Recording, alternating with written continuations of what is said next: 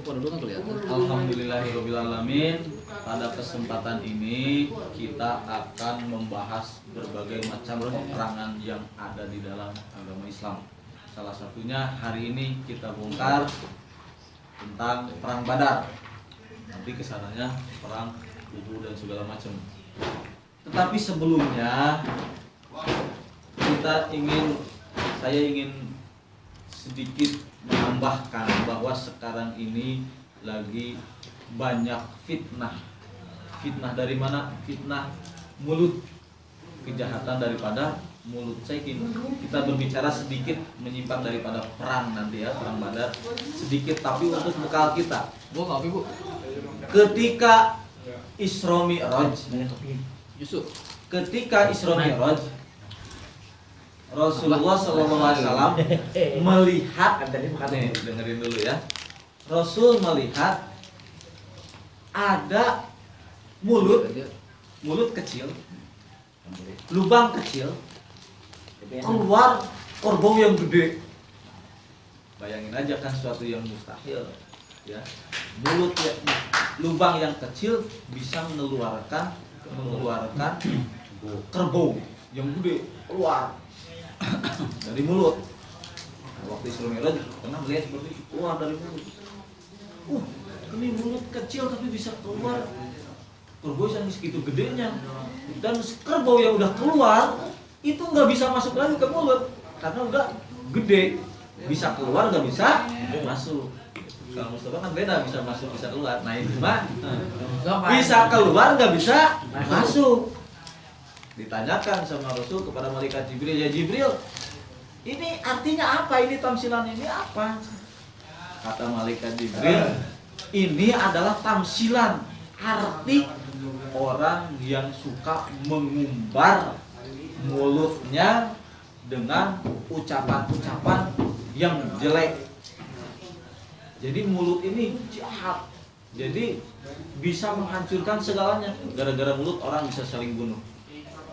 Gara-gara mulut orang bisa teraniaya.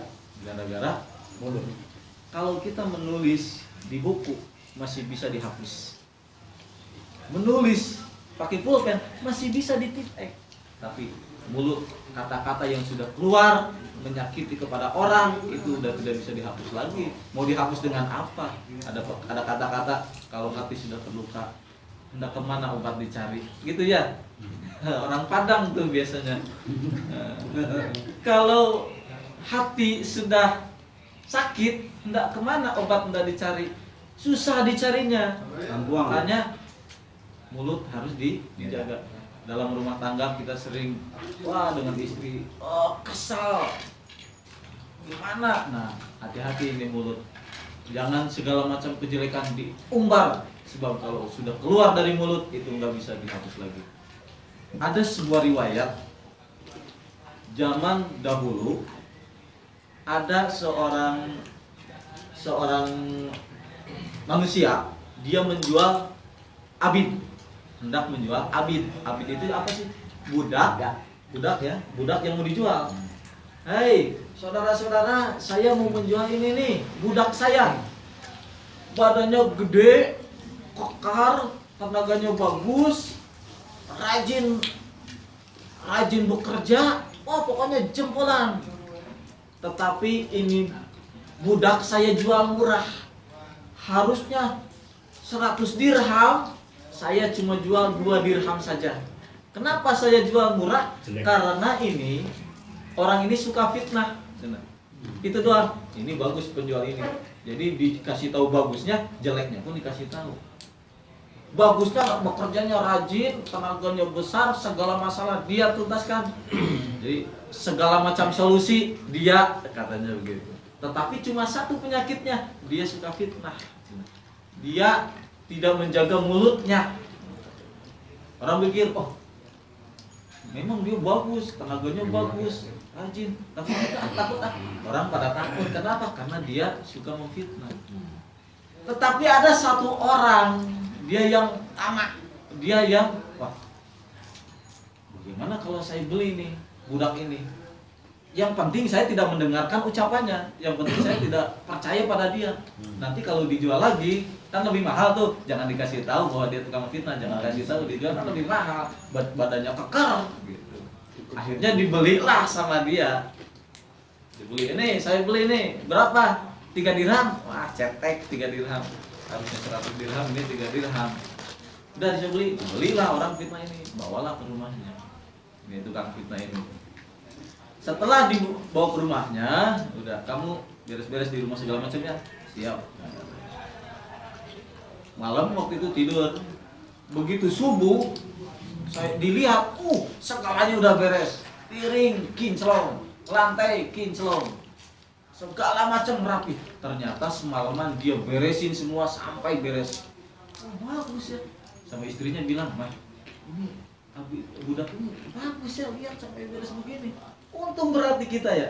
Iya, untung, harga murah tapi kerjaan beres. Malah kebun segala macam diberesin sama dia sendirian. Oh, bodoh ya orang yang ngejual budak ini. Iya ya. Besoknya begitu lagi, pokoknya segala macam pekerjaan beres. Tidak ada masalah sekalipun. Terus berjalan, akhirnya udah nggak usah dijual deh, kita pakai aja. Yang penting kita jangan dengerin dia aja. Ya udah, kita yang penting dia jangan dengerin, omongin dia aja. Udah kita pakai aja. Sehari 2 hari sampai seminggu baru ini orang tukang fitnah ini ngomong kepada majikan yang perempuannya, "Bu, nggak akan saya dengerin." "Bu, ya udah ada apa?" "Begini Bu, suami ibu tadinya padahal udah bulat nggak akan dengerin orang ini tukang fitnah. Tapi nggak apa-apa deh, apa salahnya, yang penting jangan diikutin, dengerin aja nggak apa-apa. Begini Bu, suami ibu itu lagi disihir Bu, lagi diguna-guna sama Mbah Dukun. Katanya dia dia mau dijodohin sama cewek yang sangat cantik, udah kaya. Wah, pokoknya baheno deh, baheno nerkom." Wah, saya nggak percaya. Ibu nggak percaya nggak apa-apa, ibu nggak percaya, saya mah cuma kasihan aja. Saya cuma pengen menolong ibu. Mau nggak ibu saya tolong supaya suami ibu tidak lepas dari sihir itu, sihir madukun itu. Saya dulu pernah belajar sihir. Saya pengen nolong aja. Gini caranya kalau ibu mau gitu. Enggak juga nggak apa-apa. Ibu, tolong nanti malam bawa gunting, potong rambut bapak, lalu kasihin saya. Nanti saya doain. Insya Allah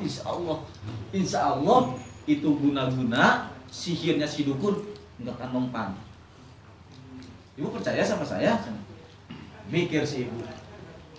Kalau saya nggak, dia merugikan apa ya? Dipikir lagi, nggak merugikan apa-apa, cuma minta rambut doang.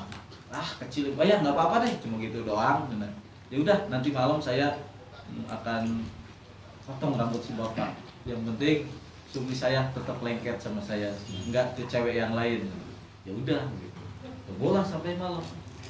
Nah, si tukang fitnah ini datang ke si bapaknya. "Pak, senang. Ada apa senang? Saya mau ngobrol apa?" Padahal di hatinya udah ini, saya nggak akan dengerin orang ini.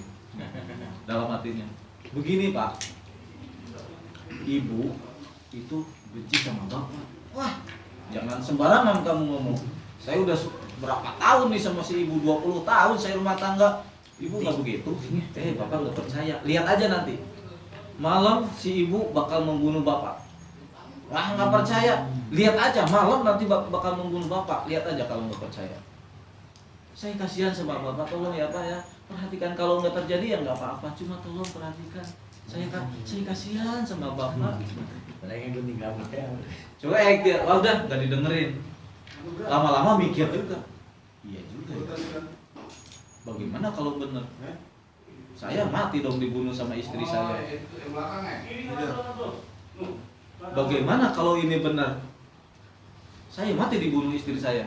Tapi nggak mungkin sih. Tapi ini mah hanya sekedar jaga-jaga. Bawa curir, tidur di tempat tidur, disiapin. Katanya istri saya mau bunuh. Tapi nggak mungkin sih, nggak mungkin. Tapi barangkali benar, siapin curir. Malam benar. Datang si ibu ke kamarnya. Rek, pelan-pelan. Wah, bener nih. Mencurigakan nih si ibu nih. Pelan-pelan datang mau membunuh nih bener. Pelan-pelan. Wah, gunting lagi. Wah, bener jadi nih membunuh ini. Beneran si budak itu beneran. Siap nih. Begitu dekat, gunting udah dekat kepala, oh udah nggak salah lagi nih, pasti membunuh. Langsung ambil curi, cepet, mati di tempat. Mati akhirnya si istrinya. Kenapa? Karena gunting udah di depan mata. Dan dia di hatinya, wah bener udah mau membunuh dia. Akhirnya dijebret pakai curit, mati di tempat.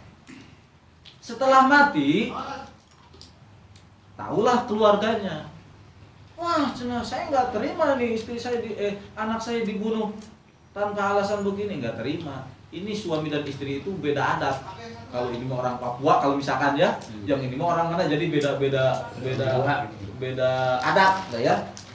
Wah, nggak terima nih saya, anak saya dibunuh kayak gini. Ayo habisin, dikebuk, dibunuh bareng-bareng si suami yang tadi membunuh istrinya. Cepret dibunuh bareng-bareng, cepret. Sama kaum yang ini, karena ini beda adatnya, beda budaya, beda adat ya.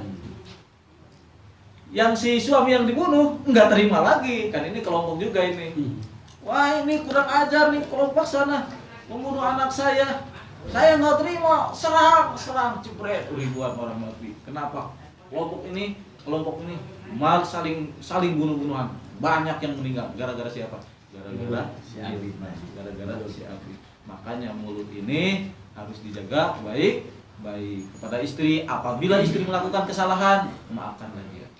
Namanya manusia pasti ada kesalahan, maafkanlah dia. Kenapa? Kita pun pasti mempunyai kesalahan.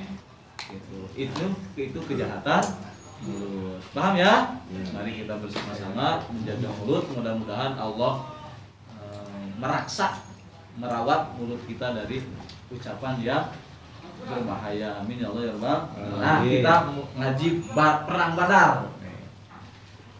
Bismillahirrahmanirrahim. Faqala, kamu dimatiin dulu, lalu nyalain lagi supaya beda judul, supaya nggak panjang. Ada mau budak sekarang mau budak, supaya jangan.